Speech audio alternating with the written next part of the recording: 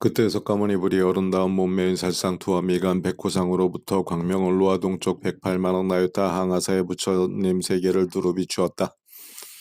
이러한 많은 세계를 지나가서 또 세계가 있으니 이름이 정광장엄이다. 그 세계에 부처님이 계시니 이름이 정화수왕지 열애용공 정병지명인도 선서세간의 무상사조 우장부천인사불세존이시라. 한량없고 그저없는 보살대중에게 둘러싸여 공경을 받으면서 법을 설하시었다. 석가모니의 불에 백호상의 광명이 그 국토를 두루 비추었다. 일대 일체 정광장엄 세계에 한 보살이 있으니 이름이 묘음보살이라 한다. 오래전부터 모든 덕의 근본을 심었으며 한량없는 백천만억 부처님께 공양하고 친근하면서 매우 깊은 지혜를 다 성취하여 묘당상 삼매, 법화삼매, 정덕삼매, 수왕이 삼매, 무연삼매, 지인삼매, 집일체 공덕삼매, 청정삼매, 신통유의삼매, 해구삼매, 장엄왕삼매, 정광명, 정장삼매, 불공삼매, 일선삼매를 얻어 이러한 백천만억 항아사의 모든 대삼매를 얻었다.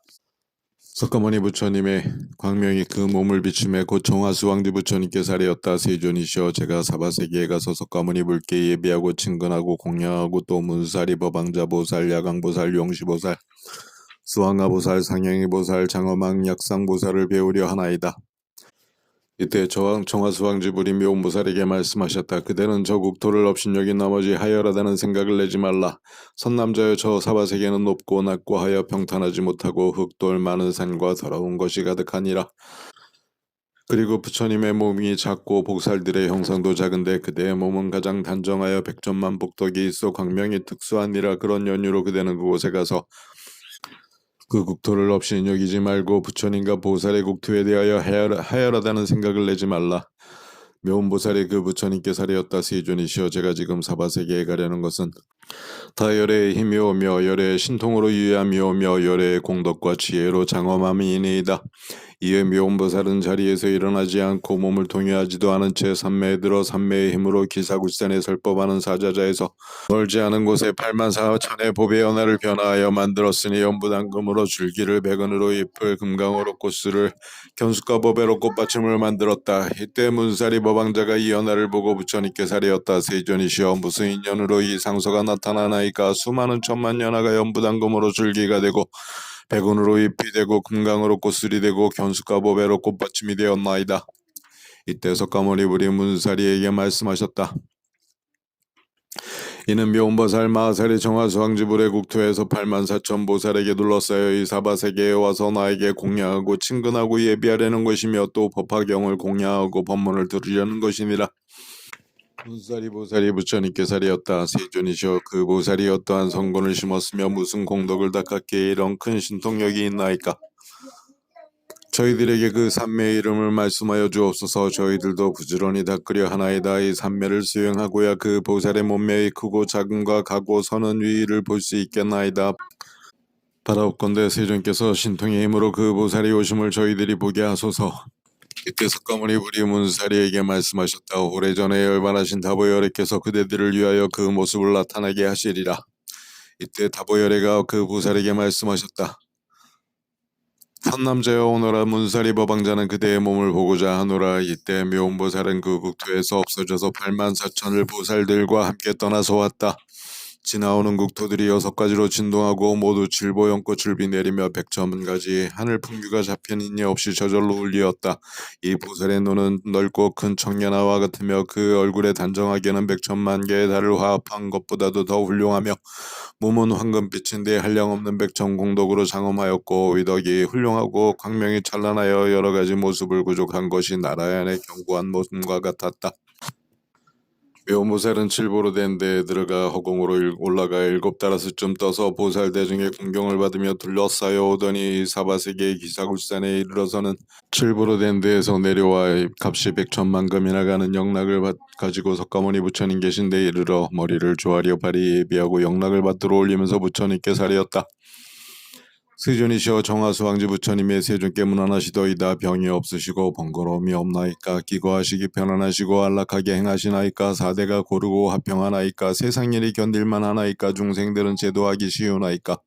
탐욕과 성냄과 어리석음과 질투하고 간탐하고 교만이 많은 이는 없나이까. 부모에게 불효하고 사문을 공경하지 않고 삿된 소경과 착하지 않은 마음을 가진 이가 5가지 정력을 거둬들이지 못하는 이는 없나이까. 세존이시여 중생들이 마군의 원수를 잘 항복받나이까. 오래전에 열반하신 다보열애께서 칠보탑석에 계시며 와서 법을 듣나이까. 또 다보열애께 무난하기를 안녕하시고 번거로움이 없으시며 견디시며 오래 머무르시나이까. 세존이시여 제가 지금 다보부처님 몸을 배우려 하오니 원컨대 세존께서 저로 하여금 배웁게 하옵소서. 이때 석가모니 불이 다보부처님께 말씀하셨다. 이 묘운보살이 배우고자 하나이다. 이때 다보부처님이 묘운보살에게 말씀하셨다. 착하여라 착하여라. 그대는 석가모니 불께 공경하고 법화경을 듣고 문사리를 듣기 위하여 여기 왔구나. 그때 화덕보살이 부처님께 사리었다. 세존이시여 이 묘운보살이 무슨 성근을 심고 무슨 공덕을 닦았기에 이런 신통의 힘이 있나이까. 부처님이 화덕보살에게 말씀하셨다. 지난 세상에 부처님이 계셨으니 이름이 은내우망다타 아가타아라 삼막삼불타이시고 국토의 이름은 현일체세간이며 겁의 이름은 희간이었느니라. 묘운보살은 12,000년 동안을 10만 가지 풍류로 은내우망불께 공양하고 84,000 칠보바리 때를 받들어 지금 정화수왕지 부처님 국토에 나서 이런 신통의 힘이 있느니라. 화덕이 어떻게 생각하느냐. 그때 은내우망 부처님 계신 데서 묘운보살로서 풍류로 공양하고 바리때를 받던 이가 어찌 다른 사람이랴. 지금의 묘운보살 마살이니라. 화덕이여 이 묘운보살은 이미 한량없는 부처님들께 공양하고 친근하여 오래도록 덕의 근본을 심었고 또 항아사 등의 백천만원 나이타 부처님을 만났느니라.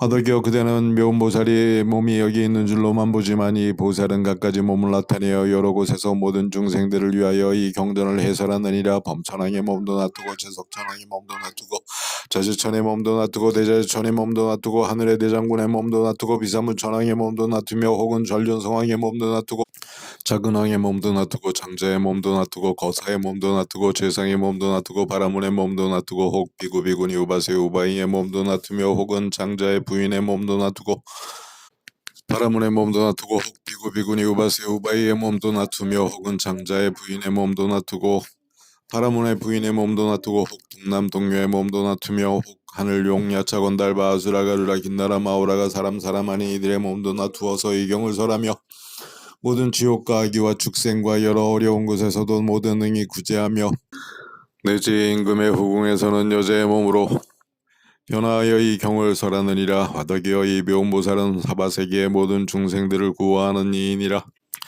이 묘운보살은 이와 같은 가지가지로 변화하는 몸을 나타내어 이 사바세계에 있어 중생들에게 이 경전을 설하지만은 그 신통과 변화와 지혜로 사바세계를 밝게 비추어 모든 중생들로 하여금 각각 알만한 것을 알게 하며 시방의 항아사 세계에서도 역시 그렇게 하느니라. 만일 성문의 몸으로 지도할 이에게는 성문의 몸을 나타내어 버부사라고 벽지불의 몸으로 지도할 이에게는 벽지불의 몸을 나타내어 버부사라고 부처의 몸으로 지도할 이에게는 부처의 몸을 나타내어 버부사라느니라. 이렇게 여러 가지로 제도할 바를 따라서 몸을 나타내며 그리고 열반함으로써 제도할 이에게는 열반함을 나타내느니라. 화덕이여 묘운보살 마살이 큰 신통력과 지혜의 힘을 성취한 일이 이와 같느니라.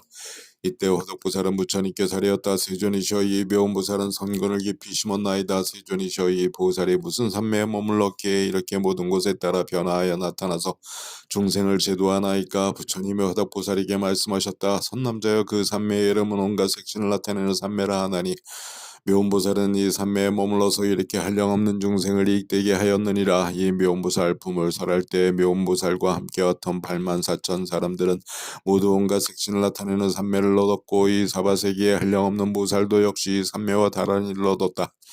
그때 묘운보살 마살은 석가모니 불과 다보불탑의 공양함을 마치고 본국으로 들어갔는데 지나가는 국토들이 6가지로 진동하였고 법의 연꽃을 비 내렸으며 백천만억의 온갖 풍류가 울렸다. 본국에 돌아가서는 84,000 보살에게 둘러싸여 정화수왕지 부처님 계신데 이르러 부처님께 사리었다.